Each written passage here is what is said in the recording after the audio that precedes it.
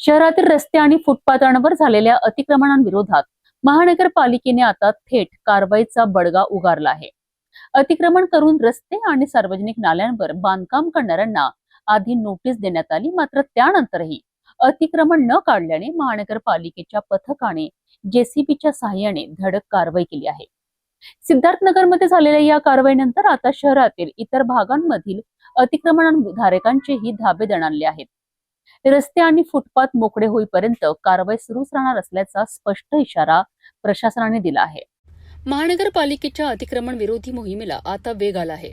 आयुक्तांच्या आदेशानुसार 6 ऑगस्ट रोजी सकाळी 11 वाजल्यापासून सायंकाळी 5:30 वाजेपर्यंत सिद्धार्थनगर परिसरात अतिक्रमण हटाव मोहीम राबविण्यात आली आहे.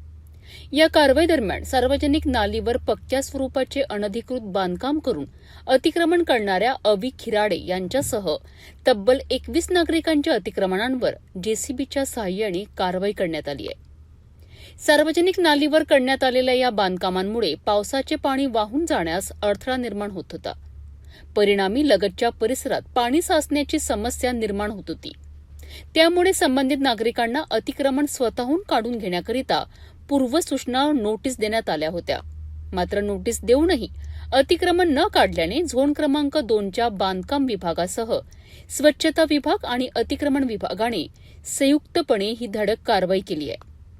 महानगरपालिकेच्या या कारवाईमुळे शहरातील रस्ते, फुटपाथ आणि सार्वजनिक जागांवरील अतिक्रमणाचा मुद्दा पुन्हा ऐरणीवर आला आहे. रस्त्याच्या कडेला जागा मिळेल तिथे पक्के शेड उभारणे, सार्वजनिक नाल्यांवर बांधकाम करणे आणि फुटपाथ अडविणे यामुळे सार्वजनिक नागरिकांना मोठ्या त्रासाला सामोरे जावे लागते आहे. शहरातील अतिक्रमणधारकांना महानगरपालिकेने थेट इशारा दिला आहे. ज्यांनी अतिक्रमण केले आहे त्यांनी ते स्वतःहून काढून घ्यावेत, अन्यथा महानगरपालिका प्रशासनाकडून अतिक्रमण हटविण्यात येईल. त्याचबरोबर संबंधितांवर कायदेशीर कारवाईलाही सामोरे जावे लागू शकते, असा इशारा अतिक्रमण पथकाकडून देण्यात आला आहे. दिवसापासून हे नालीवर ज्यांचं अतिक्रमण होतं अशी तक्रार तिथल्या स्थानिक लोकांनीच दिली होती आणि पावसामध्ये त्यांच्या घरात थोडंसं पाणी पण घुसलेलं होतं. त्यामुळे हे संयुक्त मोहीम अतिक्रमण विभागामार्फत नालीवर जे अतिक्रमण झालेलं ते काढण्यासाठी केली. काय वाटतं कुठेतरी अतिक्रमण करायला वेळ झाला, पावसाळ्याला पण जवळपास नाही, अतिक्रमण हे जुनंच होतं. ॲक्च्युली छोटे छोटे अतिक्रमण नालीवर आहे. तर आज पूर्ण clear Dinesh Ambarde deputy engineer 2 number 2. इतकेच नाही तर शहरातील मुख्य बाजारपेठ परिसरातील अतिक्रमणांवरही लवकरच कारवाई करण्यात येणार असल्याची माहिती महानगरपालिकेच्या अतिक्रमण विभागाकडून देण्यात आली आहे. पहिल्या टप्प्यात शहरातील इतर भागांमधील अतिक्रमणे हटवून त्यानंतर मुख्य रस्ते आणि फुटपाथांवरील अतिक्रमणांवर कारवाई करण्याचे नियोजन असल्याचे प्रशासनाने स्पष्ट केले आहे. महानगरपालिकेच्या या मोहिमेमुळे शहरातील रस्ते आणि फुटपाथ खरोखरच मोकळे होणार का याकडे आता नागरिकांचे लक्ष लागले आहे. मात्र प्रशासनाने दिलेल्या या कठोर इशाऱ्यामुळे अतिक्रमणधारकांमध्ये चांगलीच खळबळ आली आहे.